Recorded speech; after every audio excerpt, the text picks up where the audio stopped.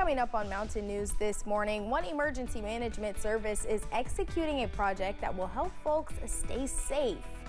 Plus, we take a trip back to 1862 for an American history lesson. Dedicated to Eastern and Southern Kentucky, this is WYMT Mountain News This Morning. Good morning, I'm Madison Carmouche. We are inching up to that 6:30 mark this Monday morning, and we've got a little Monday surprise for you. Meteorologist Tim Drawbridge is back and has a look at your forecast this morning. Pinch hitting for Megan's got the day off. Good to be back with you, Madison, the entire crew. 37 last check outside our door. The low clouds and fog in the heart of Perry County, and this kind of a prevailing theme has been looking to the south and southwest through the Cumberland Valley south of the Hal Rogers this morning. Visibility now at Ashland has dropped like a rock in the last half hour, down to a half mile at the reporting station there, where it is 34 up your way. It is 34 at Irvin, 46 though at Pikeville, and 47 at Harlan, to 52 at Jacksboro. High pressure right on top of us. Nice day yesterday. It was beautiful Saturday afternoon, and well, guess what? High pressure shifting off to the east means we're going to end up having, yes, a warmer opportunity on our doorstep. And guess what? That doorstep starts today and will continue over the next several days. So after the fog and the frost burn off, a lot of sunshine, up to 74 for the afternoon high. Enjoy it. More about the bus stop forecast in a few moments. Madison? All right, Tim, thank you. Harlan County Emergency Management received a grant for a project they've been working on. WYMT's Amelia Lee has the details. Since you all are in the floodplain, we got a grant to give free weather radios to everybody. Stephen Lewis and Clayton Carroll work with Harlan County Emergency Management. They started their new initiative, Weather Radios, to make sure folks are aware when severe weather hits. People have to live in floodplains pretty much in this area. Lewis and Carroll spent their day walking up and down neighborhoods, distributing weather radios. Now they had a system. First, they went to the back of their truck and got the packages containing each of the radios. Next, they went to the clipboard, marked down who needed what, and after that, they knocked on each door and handed over the package. In total, on the first day of distribution, 62 weather radios were handed out to folks living in the floodplains. It's more for human life is what we're focused on than the property, but it gives them an advance warning so they know. Organizers used the federal floodplains map to base the distribution off of. For the first day, they started delivering to houses near the Letcher County line, with a plan to soon deliver to Harlan. Areas that usually flood, that's constant flooding problems we have every year in the spring and stuff when we have, so. The radios have already been set up. Lewis says all folks have to do is plug it in. Then they'll be alerted for severe weather like tornado warnings or flood warnings. It's loud. It'll pop off a good loud alarm to wake everybody up, and it's yours for free. Giving advanced notice for people who live in flood-prone areas. In Harlan County, Amelia Lee, WYMT Mountain News. Lewis says through the next phase, 384 weather radios will be distributed. He says there could be extra radios after the distribution process, so folks who are interested can keep up to date on the Harlan County Emergency Management Facebook page. One person is dead after a two-vehicle crash, and a teenager is facing several charges. The crash happened just after midnight on Sunday in Pulaski County. Kentucky State Police say 19-year-old Kaylee Dismuke was driving on US 27 when she hit a moped. The driver of the moped, Dino Collins, was ejected. He was taken to the Lake Cumberland Regional Hospital where he died. Dismuke was arrested and faces a slew of charges, including operating a vehicle under the influence. Officers say alcohol is believed to be a factor.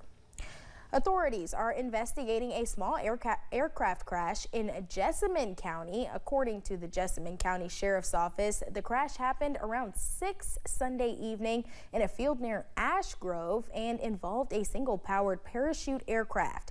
Deputies say a man and woman died in the crash. Their names have not yet been released. A preliminary investigation is underway. The Sheriff's Office says the National Transportation Safety Board has been notified of the crash.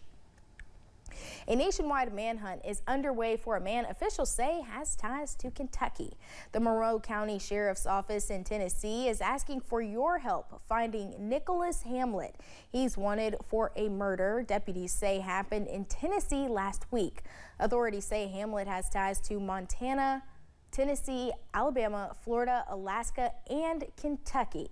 He's 5'7" and 170 pounds. Hamlet is known to use various aliases, including Brandon Andridge.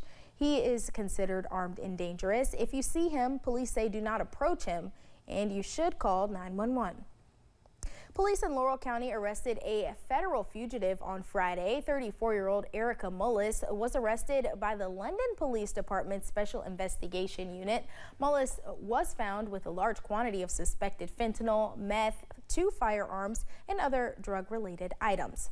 Mullis was also wanted by the ATF on federal charges and arrested on 2 other warrants for her arrest for contempt of court. She was taken to the Laurel County Correctional Center. A London man is in jail after he reportedly assaulted a minor. Deputies with the Laurel County Sheriff's Office responded to the incident Thursday. When police arrived at the scene, they noticed that there was a laceration above the victim's eye. Police determined Roderick Collins had hit the minor in the face. Collins was taken to the Laurel County Correctional Center. In Lawrence County, a woman is behind bars after a shooting that left a man injured in the leg. Police say the incident happened Thursday morning near Mattie Road. When deputies arrived, they found a man with a gunshot wound to the leg. Shonda Osborne was found on the property, and when interviewed, deputies say she admitted to shooting the man during a fight. Osborne was charged with assault, and the man was taken to the hospital and is listed in stable condition. The London Police Department arrested a man after finding stolen firearms and other contraband. 40-year-old Jared Cupp is facing a slew of charges following a search warrant of a home. Cupp is charged with receiving stolen property, possession of a handgun by a convicted felon, and possession of a firearm by a convicted felon. Officers say they are continuing to investigate. A Clay County woman is facing charges after being accused of stealing a side-by-side. Deputies with the Sheriff's Department responded to the call Wednesday. Police say the suspect said they did not know anything about a side-by-side being stolen, but a next-door neighbor knew about where it was possibly located. Police later confirmed that it had been stolen out of Hazard. Brandy Burns was taken to the Clay County Detention Center. On Saturday, folks in Kentucky got rid of unneeded medications in a safe way. LMPD partnered with Norton Healthcare area Kroger's and the DEA for a drug take-back day. Locations around Louisville were open for people to drop off unused or expired pills, liquids, gels, and patches. The event aims to cut down on the amount of medications that are unsafely disposed of. Well, I know it's not safe to put them down the drain. It will eventually get into the river, and who knows if everybody did that. We don't know what would happen, how it would affect us. If you missed Saturday's drop-offs, there are plenty of year-round disposal sites. To find one close to you, go to DEA.gov and search Everyday Take Back. Thousands of folks gathered in Cornetsville to learn about the history of one of the biggest battles in Kentucky during the Civil War. WYMT's Austin Hicks tells us about the Battle of Leatherwood. Folks throughout America are preparing appetizers, drinks, and calling their friends for Sunday night football. But for folks here in Perry County, they are preparing for battle. At least a battle reenactment. For 3 days, people came to witness a reenactment of the Battle of Leatherwood. They also got a crash course on American history. We must pass the torch to the rising generation, for they will never truly know who they are until they know who their ancestors were and their history. We embrace our history, our heritage, and American legacy. We can eradicate that ugly, learn from that bad, and embrace that beautiful American heritage that we have. On the battleground, historic buildings are being maintained by the Battle of Leatherwood Board, and the board uses the facility to teach folks American history. As you can see, we have buildings from the 1860s period, and we're preserving here, And on every year on Friday before the reenactment, we have Education Day. During Education Day, children came to learn about life during the Civil War era. Gay Clark has been working as a reenactor for 50 years. She says the reenactment is fun for people to watch and even more fun for those on the battlefield. Best friend's dad did it, and I would start going with them. I didn't plan to be in it this many years. It just kind of happened, you know, one of those things. And now, yeah, I have true blood family, but there's my family. One little girl stepped forward, asking to perform. I would like to sing the Pledge of Allegiance. And I looked at her and I said, really, why? And she said, because I love America. And I thought, we're going to pass the torch to this child. And when she sung afterwards, the whole crowd erupted. 2 days in a row. That's why we do this. According to the Leatherwood organization, more than 1,300 children attended their Education Day. In Perry County, I'm Austin Hicks, WYMT Mountain News. Ready?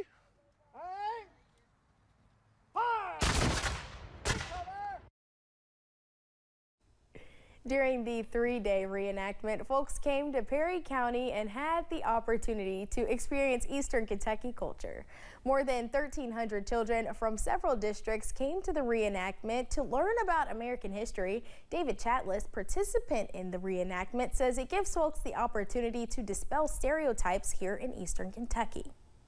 It impacts us because it brings money, not only just money, but to say, hey, I want to break the stereotype of Eastern Kentucky because we are a proud people. And I tell my children when I talk, you can stand toe to toe with anybody in this nation. People came from as far as Switzerland and Italy to be a part of the reenactment.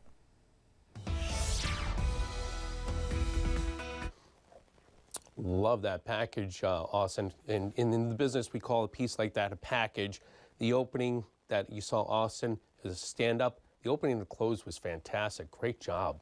High pressure, smack dab right on top of us. We'll be slowly heading off to the east over the next 24 to 48 hours. But don't worry, it's not going too far away from us. If you've enjoyed the sunshine the last couple of days, guess what? We're going to get it today. The difference is the fact that we're going to be running above average temperature-wise in the weather department the first half of the week.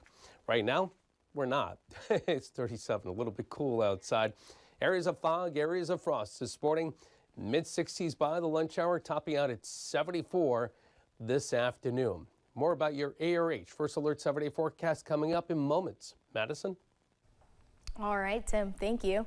Folks in North Carolina are still feeling the effects of Hurricane Helene. 2 folks in Jenkins decided to go down and lend a hand in relief efforts. Winston Lee and his friend Kyle Smith put out a Facebook post asking where they could make the biggest impact in helping those hit by the hurricane. They received a response for help in Spruce Pine, and they went with shovels in hand to help.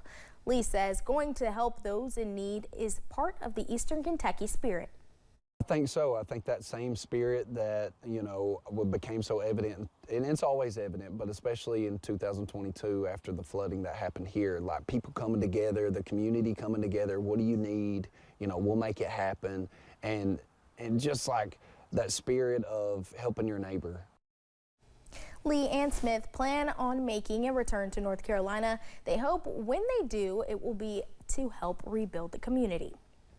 A mural in Pike County is paying respect to Union Workers of America, starting with the steel workers in Elkhorn City. WYMT's Buddy Forbes was there on Saturday for the dedication ceremony. A mural with a mission. I needed to tell the story about what the members of my union does, because a lot of people don't know what we do. And a painter with a passion. Said I've been fed by road crews my entire life. And there's a lot of other people out there like me and my family too. The United Steelworkers Local 14581 hosted a dedication ceremony Saturday for a mural that celebrates its union workers past and present. The work that they do means so much to our communities, and I think, like Gypsy said, it goes so unnoticed because, I mean, anytime you travel anywhere within, you know, an hour from where we are, you're driving on a road that these men and women built. Artist Breanne Hatfield knows all about those workers, using her father, a member of the union, as an inspiration for the piece. That's a hard job, and you really have to be dedicated to somebody to do that. I didn't want them to think I was trying to make it about just my family. But then Gypsy loved the idea, and as I worked on it, I connected with families throughout the union that are daughters like I am of men and women that do this job. And it meant a lot to different families, and it means a lot to me that it means so much to other people. Gypsy Cantrell, president of the local union, was also a union daughter, following in her father's footsteps. So seeing the workers on the sides of the mural and the family represented at its heart hit close to home. When I saw the man walking down the blacktopped highway, holding one child and leading the other child, I thought, oh my God, that's what we do. Cantrell says the mural will now serve as a bright reminder to all who drive by that the work these crews do is invaluable. Knowing that no matter which direction you go in, you can see that, it just means a lot to me. And for Hatfield, it will stand as a piece of pride that she was able to show respect for those like her father who have led the way for so many in the region. I said when I finished painting it that if I never paint again, I've done work that means something to me. Putting some color on the wall for the boots on the ground in Pike County. Buddy Forbes, WYMT Mountain News. Beautiful mural there. Cantrell says she hopes the mural will bring visitors in to hear the history of unions and steel workers in the mountains.